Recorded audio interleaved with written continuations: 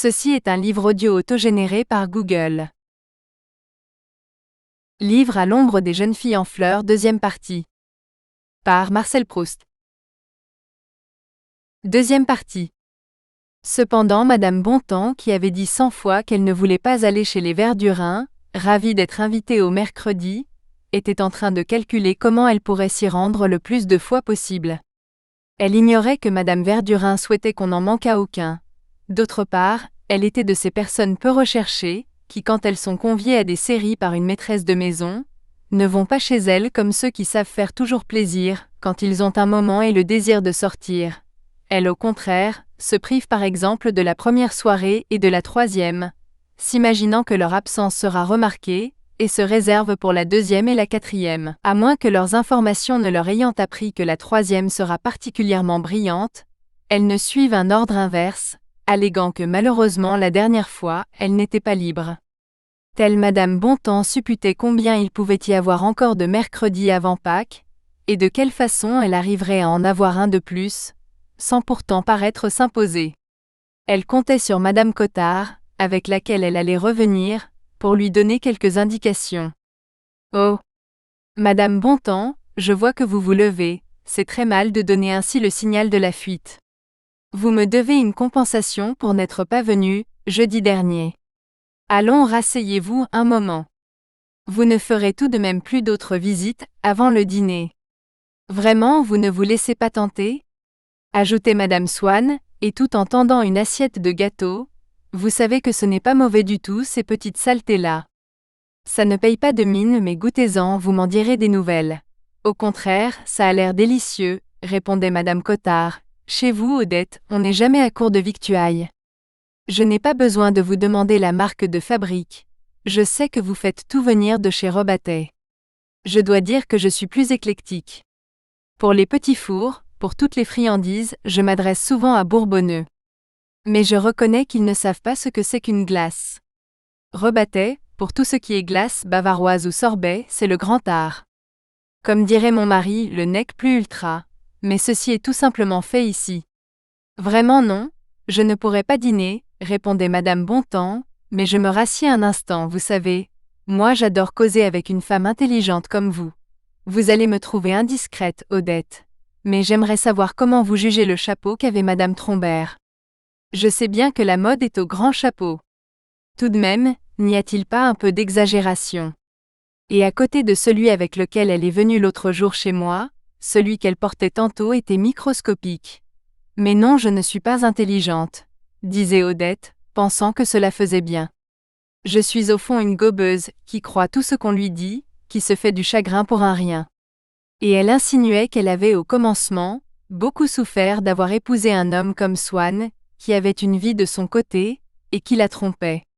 Cependant le prince d'Agrigente ayant entendu les mots « Je ne suis pas intelligente », trouvait de son devoir de protester, mais il n'avait pas d'esprit de répartie. « Taratata » s'écriait Madame Bontemps, « vous pas intelligente. En effet je me disais, qu'est-ce que j'entends ?» disait le prince en saisissant cette perche. « Il faut que mes oreilles m'aient trompé. Mais non, je vous assure, disait Odette. Je suis au fond une petite bourgeoise très choquable, pleine de préjugés, vivant dans son trou, surtout très ignorante.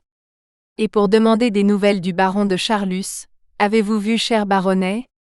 Lui disait-elle. Vous ignorante, s'écriait Madame Bontemps.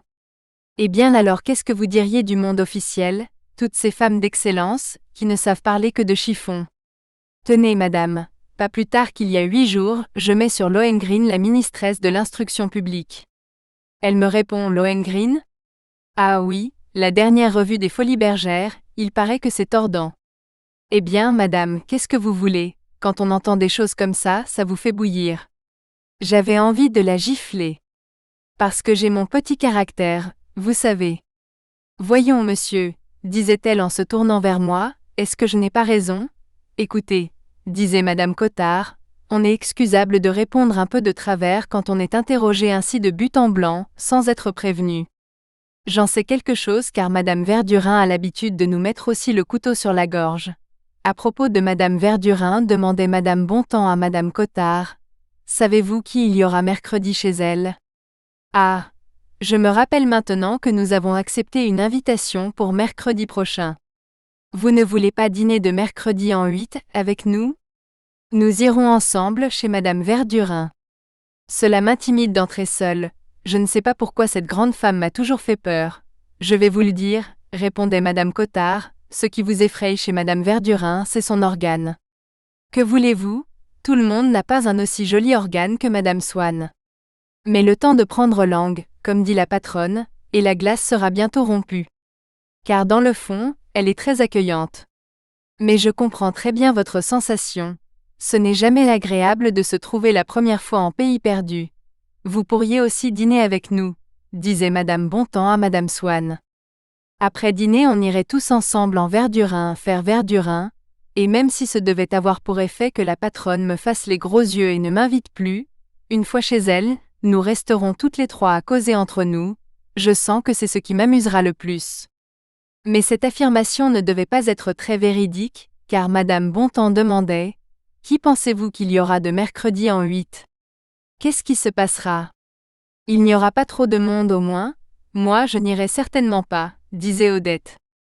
Nous ne ferons qu'une petite apparition, au mercredi final. Si cela vous est égal d'attendre jusque-là. » Mais Madame Bontemps ne semblait pas séduite par cette proposition d'ajournement. Bien que les mérites spirituels d'un salon et son élégance soient généralement en rapport inverse plutôt que direct, il faut croire, puisque Swann trouvait Madame Bontemps agréable, que toute déchéance acceptée a pour conséquence de rendre les gens moins difficiles sur ceux avec qui ils sont résignés à se plaire, moins difficiles sur leur esprit comme sur le reste.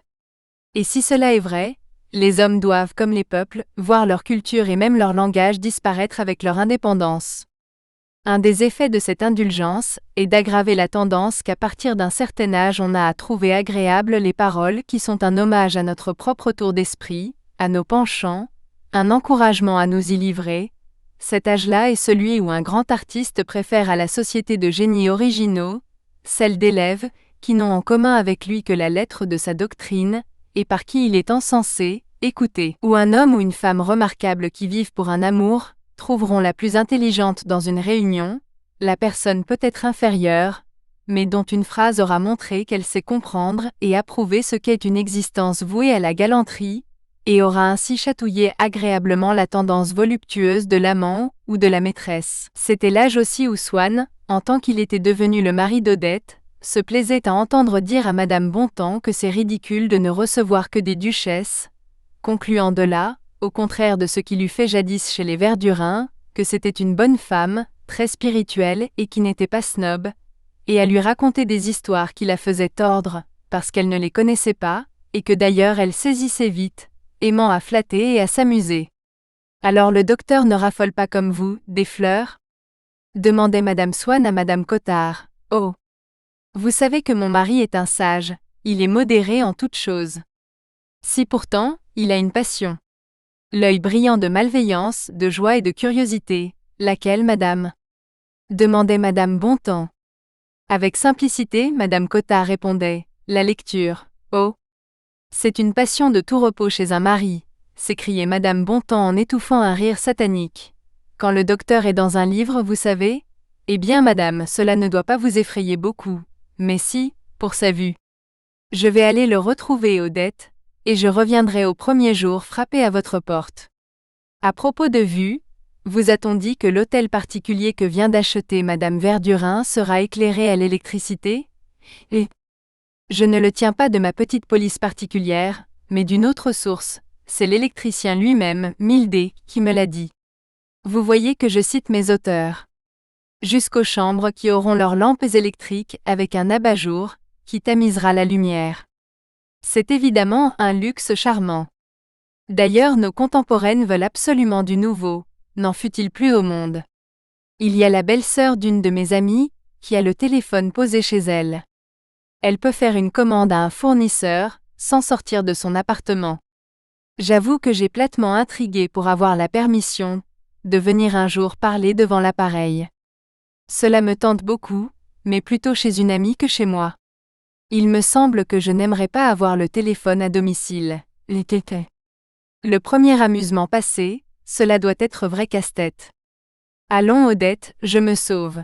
Ne retenez plus Madame Bontemps puisqu'elle se charge de moi, il faut absolument que je m'arrache, vous me faites faire du joli, je vais être rentrée après mon mari. Et moi aussi, il fallait que je rentrasse, avant d'avoir goûté à ces plaisirs de l'hiver, desquels les chrysanthèmes m'avaient semblé être l'enveloppe éclatante. Ces plaisirs n'étaient pas venus, et cependant Madame Swann n'avait pas l'air d'attendre encore quelque chose. Elle laissait les domestiques emporter le thé, comme elle aurait annoncé, on ferme. Et elle finissait par me dire, alors vraiment vous partez ? Eh bien goodbye.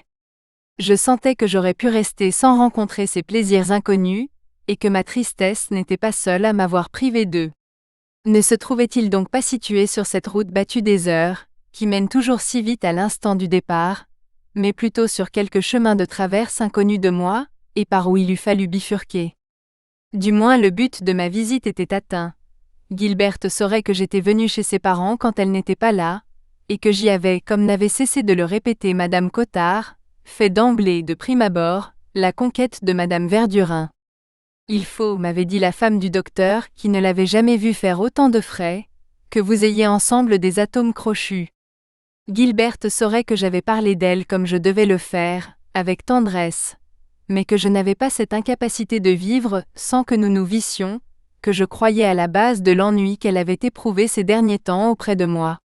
J'avais dit à Madame Swann que je ne pouvais plus me trouver avec Gilberte. Je l'avais dit comme si j'avais décidé pour toujours de ne plus la voir. Et la lettre que j'allais envoyer à Gilberte serait conçue dans le même sens. Seulement à moi-même pour me donner courage, je ne me proposais qu'un suprême et court effort de peu de jours.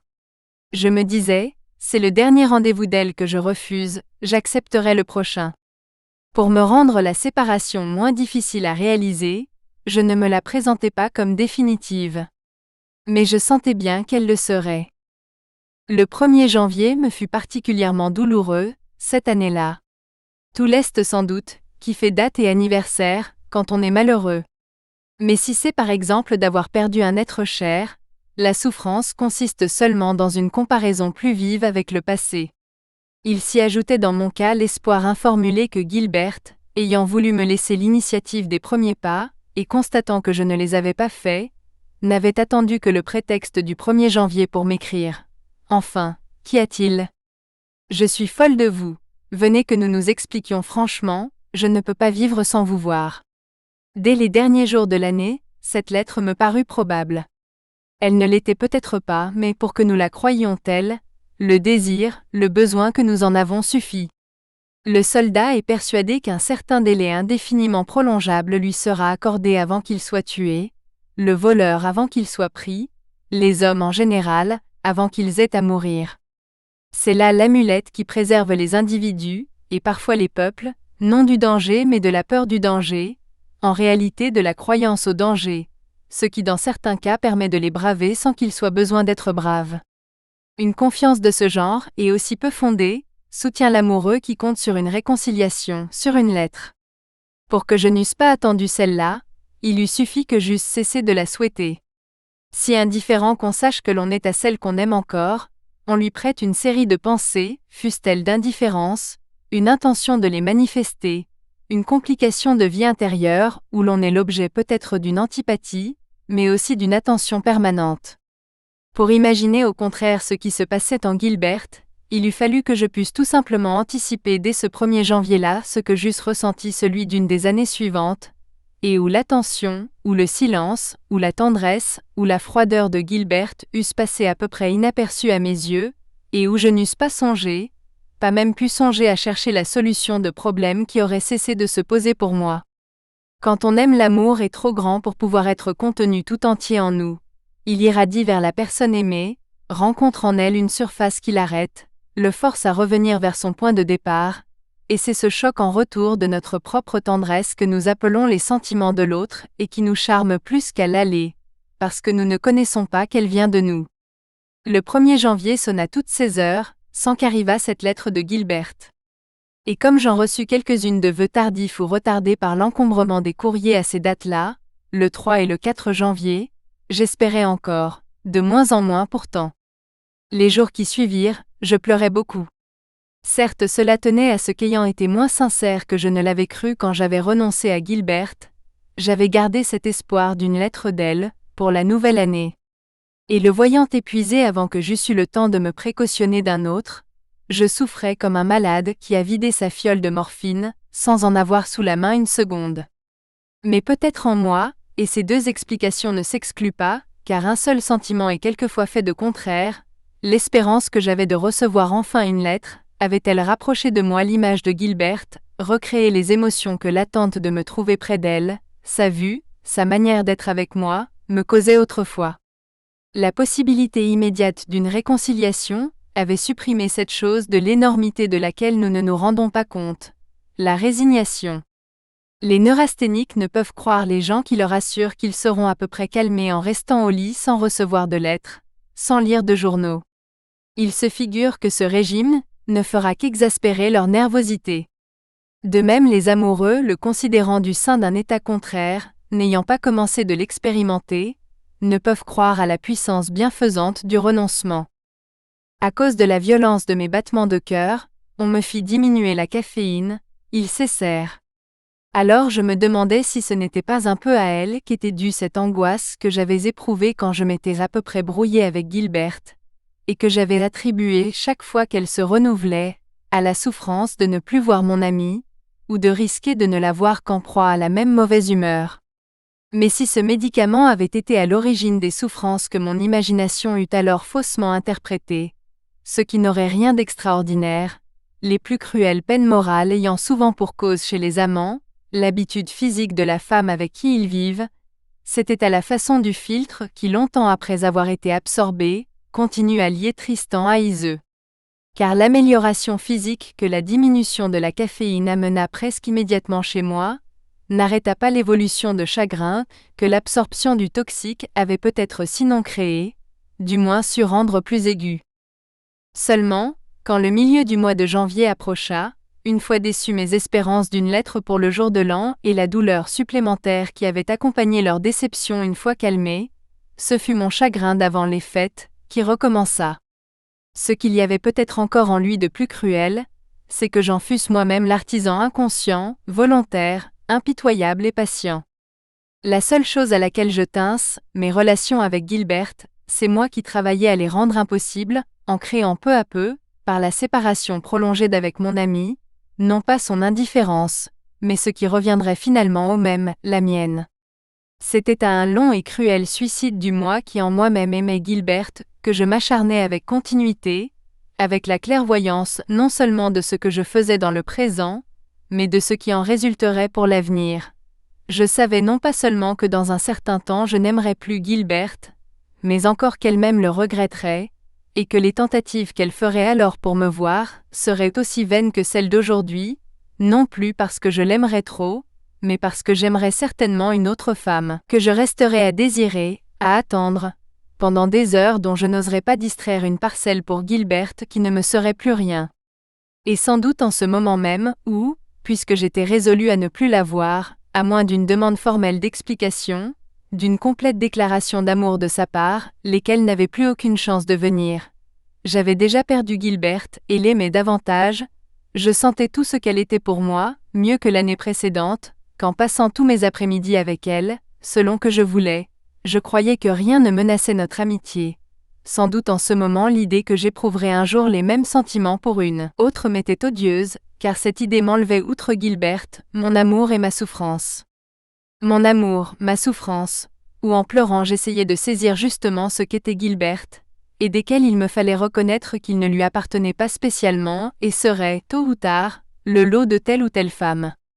De sorte, c'était du moins alors ma manière de penser, qu'on est toujours détaché des êtres. Quand on aime, on sent que cet amour ne porte pas leur nom, pourra dans l'avenir renaître, aurait même pu, même dans le passé, naître pour une autre et non pour celle-là.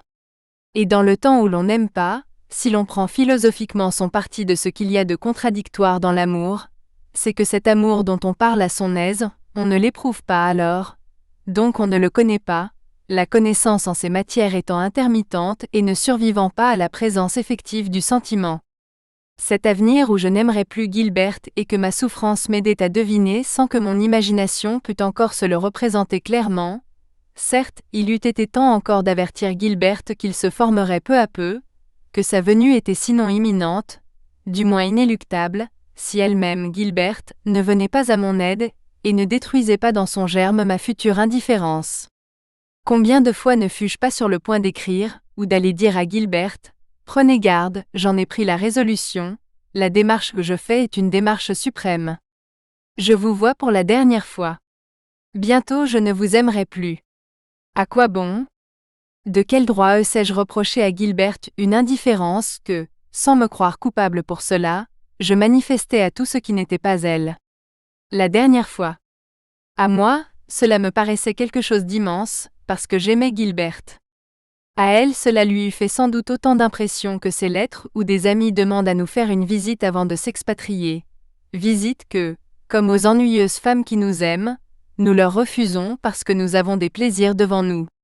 Le temps dont nous disposons chaque jour est élastique, les passions que nous ressentons le dilatent, celles que nous inspirons le rétrécissent et l'habitude le remplit. D'ailleurs, j'aurais eu beau parler à Gilberte, elle ne m'aurait pas entendu. Nous nous imaginons toujours, quand nous parlons, que ce sont nos oreilles, notre esprit qui écoutent.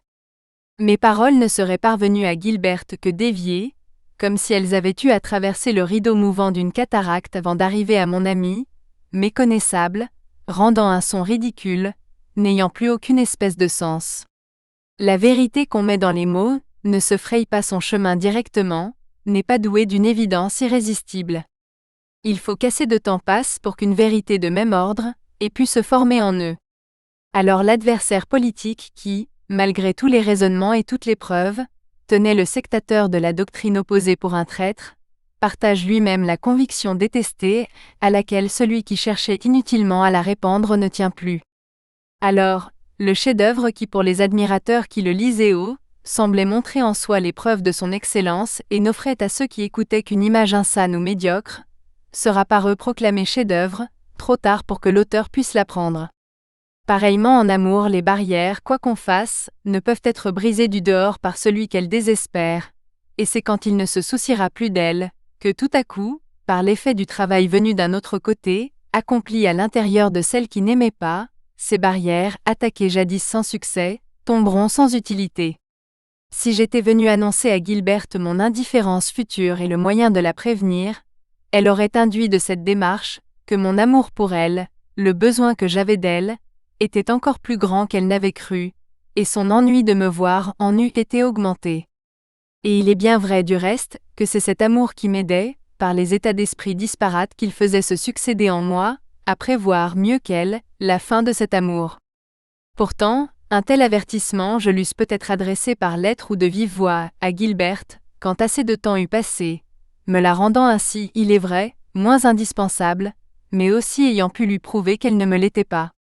Malheureusement, certaines personnes bien ou mal intentionnées lui parlèrent de moi, d'une façon qui dut lui laisser croire qu'elle le faisait à ma prière.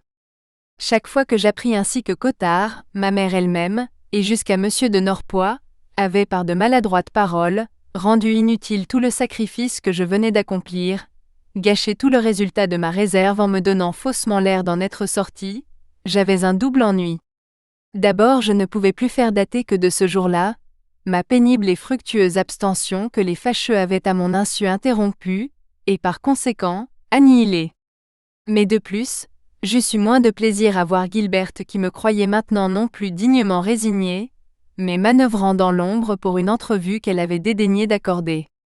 Je maudissais ces vains bavardages de gens qui souvent, sans même l'intention de nuire ou de rendre service pour rien, pour parler, quelquefois parce que nous n'avons pas pu nous empêcher de le faire devant eux et qu'ils sont indiscrets comme nous causent à point nommé tant de mal. Il est vrai que dans la funeste besogne accomplie pour la destruction de notre amour, ils sont loin de jouer un rôle égal à deux personnes, qui ont pour habitude l'une par excès de bonté, et l'autre de méchanceté de tout défaire au moment que tout allait s'arranger. Mais ces deux personnes-là, nous ne leur en voulons pas comme aux inopportuns Cottard, car la dernière, c'est la personne que nous aimons et la première, c'est nous-mêmes. Cependant, comme presque chaque fois que j'allais la voir, Madame Swann m'invitait à venir goûter avec sa fille et me disait de répondre directement à celle-ci.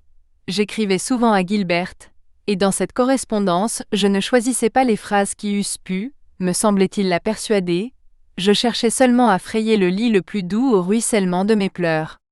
Car le regret comme le désir ne cherchent pas à s'analyser, mais à se satisfaire. Quand on commence d'aimer, on passe le temps non à savoir ce qu'est son amour, mais à préparer les possibilités des rendez-vous du lendemain. Quand on renonce, on cherche non à connaître son chagrin, mais à offrir de lui à celle qui le cause l'expression qui nous paraît la plus tendre. On dit les choses qu'on éprouve le besoin de dire, et que l'autre ne comprendra pas. On ne parle que pour soi-même. J'écrivais, j'avais cru que ce ne serait pas possible. Hélas, je vois que ce n'est pas si difficile.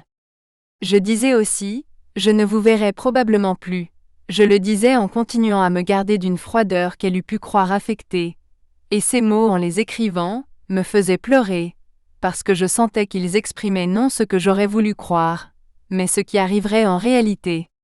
Car à la prochaine demande de rendez-vous qu'elle me ferait adresser, j'aurais encore comme cette fois le courage de ne pas céder, et de refus en refus, j'arriverais peu à peu au moment où, à force de ne plus l'avoir vue, je ne désirerais pas la voir. Je pleurais mais je trouvais le courage, je connaissais la douceur, de sacrifier le bonheur d'être auprès d'elle à la possibilité de lui paraître agréable un jour où, hélas, lui paraître agréable me serait indifférent.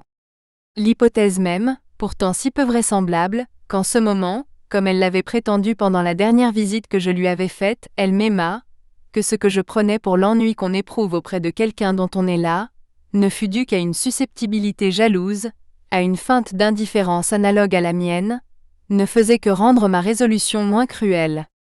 Il me semblait alors que dans quelques années, après que nous nous serions oubliés l'un l'autre, quand je pourrais rétrospectivement lui dire que cette lettre qu'en ce moment j'étais en train de lui écrire, n'avait été nullement sincère, elle me répondrait « Comment vous m'aimiez ?» Si vous saviez comme je l'attendais, cette lettre, comme j'espérais un rendez-vous, comme elle me fit pleurer. La pensée, pendant que je lui écrivais, aussitôt rentrée de chez sa mère, que j'étais peut-être en train de consommer précisément ce malentendu-là, cette pensée par sa tristesse même, par le plaisir d'imaginer que j'étais aimée de Gilberte, me poussait à continuer ma lettre.